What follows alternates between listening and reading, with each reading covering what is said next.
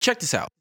If you were to take the 300,000 year history of Homo sapiens and condense it into a single calendar year, then from January 1st until about Christmas, we lived in mostly egalitarian societies. You know, hunter-gatherer, non-hierarchical flat societies.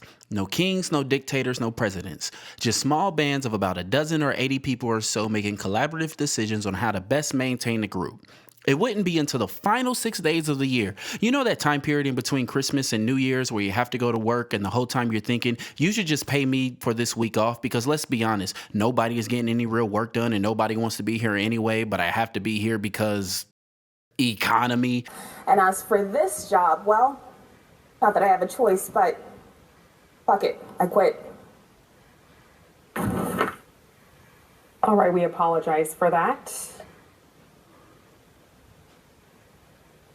We'll be right back. That little 6-day awkward part of the year, that is when hierarchies start to take prominence in human history, and that is the part of history we currently live in. That's it. 6 days. 1.6% of human history is dominated by dominance hierarchies. That's why when you get to the fucking talk of ticks, or if you search Andrew Tate because you're curious about what all the big fuss is about, and then the YouTube algorithm shoves red pill content down your throat like you're a national glizzy goblin championship competitor, you hear stuff like this. Can I ask you one more question? Fire away, honey. Okay. If you have only one place in your heart for one woman, or you want to have one woman in your heart, I think you said, why don't you just commit to one and choose to be faithful to her? I'm just not wired that way. I spent my whole 20s trying to fix myself. Thought something was You're a man wrong of with me. self-control. You work out, you do business. Yeah. You can possess your own power and direct it the way you want to direct it. It's not how I am. You think that might be a limited mindset? I think it's none of your business, but I don't want you to think I'm triggered by you. I'm not. Okay. No, boy, you are triggered. What's up, little boy? And your excuse is lame. You have enough self-control to build abs, but clearly not enough to build character or contend with an intelligent woman. Facts! Which is pathetic to say the least. And why? Because humans are stupid. I'm not done, bitch! Working this job, I know I'm not regular. Destined from birth where this shit is molecular. Mind on the money, my brain on the secular. Sorry, my life didn't come with an editor. Go touch grass, bro. No, dead ass. Get off your phone and go outside. If you spend more than 17 minutes in a public setting unattached from your phone, then you're gonna be able to see all types of men with women. Fat niggas got bitches, poor niggas got bitches, ugly niggas got bitches, white niggas got bitches, short niggas got bitches, all kinds of niggas got bitches. Dead ass, bro. I'm a taxi driver. I have a regular customer. This is no lie. He has no fucking legs. He's in a wheelchair and he's homeless. And when I tell you his wife is right to fucking die, they both be looking like they haven't showered in days, but they always tip well, and this nigga's woman be all over him in the backseat. If we were dressed a little bit better, you would think I was driving around the King of Springfield, Oregon, with the way that this man's woman is mesmerized by him. So when I tell you women consistently fall in love with all kinds of men across the entire spectrum of masculinity, I'm not just trying to feed you some fairy tale bullshit. There is literally only one type of man that consistently doesn't pull bitches. Honestly, you're lucky to have me. Every relationship has its obstacles to overcome, right? Soldier boy, tell. Okay, boys, let's get out our feelings and talk facts. Alpha male wasn't even a term that was used with any regularity until the 1980s. Let's stop right there for a second. For all you men who cling on to the notion of alpha male, beta male, or sigma male like your entire identity depended on it, because let's be honest, your identity is fragile and it does. Nobody thought like you before the crack era. It wasn't until people started smoking crack that alpha male terminology became popular.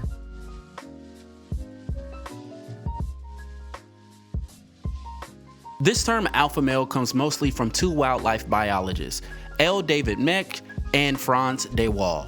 David studied wolves, Waal studied primates. What David found is that wolves would all follow a leader. It's where we get the idea leader of the pack. And what Waal found is that all social animals will organize themselves in hierarchies and everyone would compete for the top spot. However, David only found this phenomenon with wolves who were studied in captivity. When wolves were out in the wild and not under the subjugation of humans, them niggas was chillin'. They will work together to hunt and take care of children, because working together is always more beneficial to social creatures than dominating those you're in society with. Dominance may feel safe, but in actuality it's the most dangerous position because everybody wants the top spot, And if you have it, they can't. So there's only one solution. Take your bitch ass out.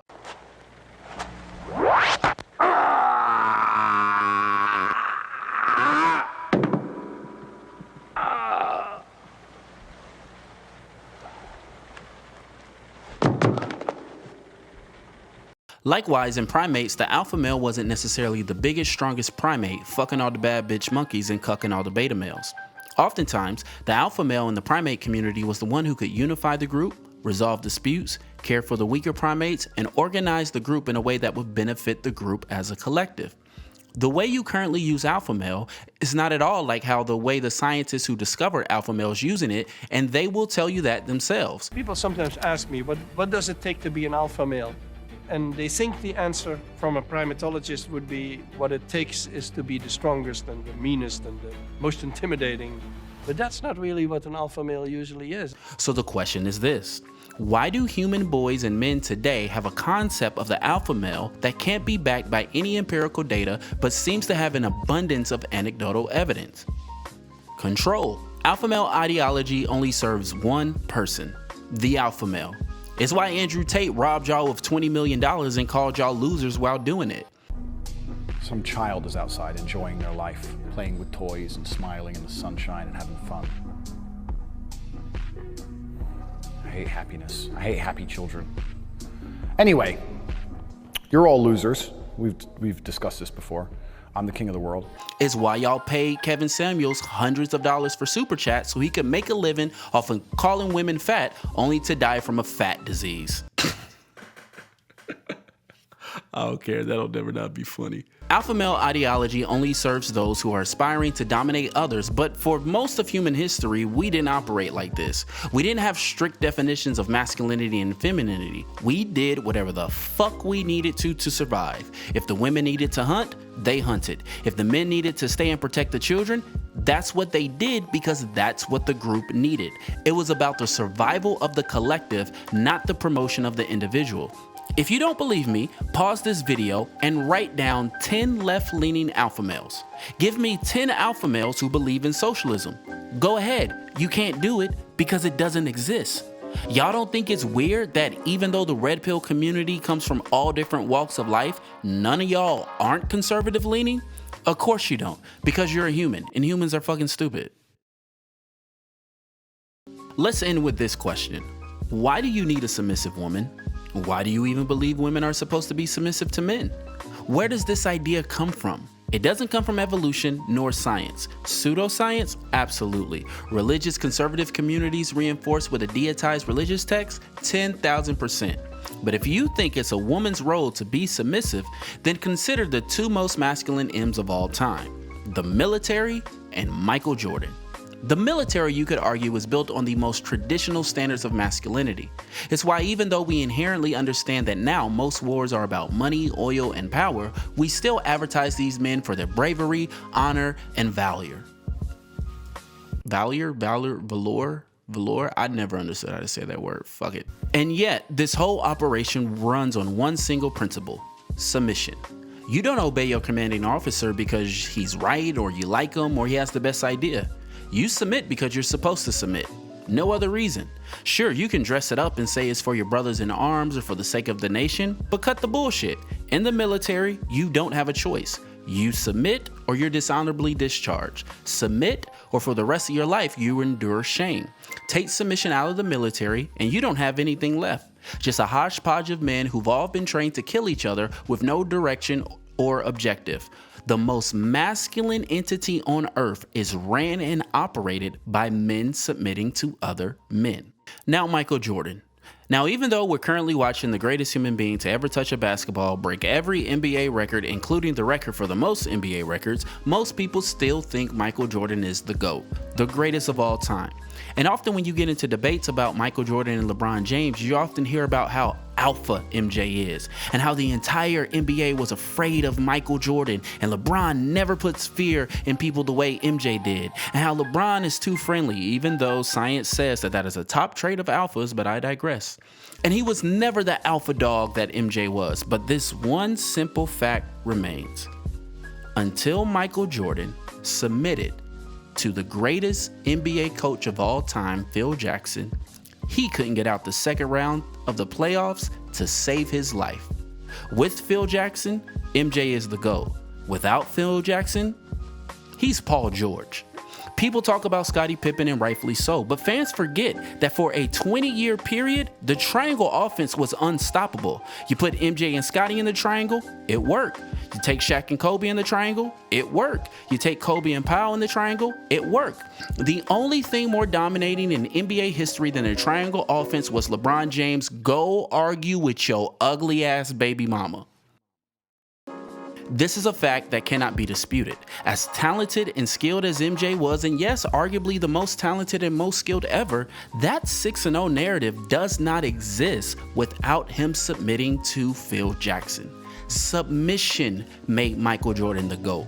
The most alpha athlete of all time could not get to the conference finals until he was willing to submit to another man's plans. And we know it was Phil because Mike without Phil, 0 rings. Phil without Mike, 5 rings. Submitting to Phil Jackson made Michael Jordan the GOAT. Submitting to Phil Jackson made Kobe Bryant, who we regard him as. Mean the fuck wow, I watched a 22-year-old LeBron James drag some bums to the NBA Finals before he was old enough to rent a fucking car. He took rookie head coach Eric Spoelstra, gave him 2 chips, and he was on the way to taking a JV girls badminton coach from Israel, David Blatt, before he booted him for Tyronn Lue, whose greatest fucking life accomplishment was getting stepped over by AI. And Frank fucking Vogel? Submission is not a feminine trait. Submission is a collaborative decision made by a person who understands that their submission is in service to the collective. Submission only makes sense if the party submitting is better for it. This new age alpha male shit just wants women and losers like most men to submit because it boosts their ego and makes them appear superior in a society of captives. Most of us don't have freedom, nor do we have rights. We only have whatever privileges our place on the dominance hierarchy can afford. And even though us coming together as a collective and operating in such a way that mutually benefits the many instead of exclusively benefiting the few, we won't do it because humans are stupid. Thank you guys so much for watching. If you made it this far, I really appreciate it. I'm a small channel just growing, so everybody who makes it to the end means so much to me. If you have made it this far, please consider subscribing, but more importantly, if you have made it this far, I would ask that you please consider helping out my daughter. Her name is Maya Bella. She is a nonverbal autistic girl, and we recently found out that she was being abused by her special ed teacher for over 2 years, over 600 times. We actually are in a legal battle, $564 million lawsuit with the school district and 24 other individuals who tried to cover up her abuse. So if you guys would please considering, I'll leave a link to the GoFundMe. You can also support me on my Pay What You Want Ko-fi, where I talk about the trial and different things like that. I am going pro se. Like I said at the end of the video, most of us don't have rights because the harsh reality is the only rights you have are the rights you can enforce. And I really do believe that one of the ways that we are kept oppressed is we're kept legally illiterate, and so we're unable to enforce the rights of ourselves or our children. And so I'm protesting the legal system by going pro se, by not hiring a lawyer in this $564 million lawsuit. So I please ask that you guys support me. Anything and everything that you guys do give will go to that and helping me win this case. I got a very long battle to go. Like I said, there's 25 people on the other side. So yeah, I'll see you guys in the next video. Let me know what else you guys want to hear talk about, and I will see you next time. Peace.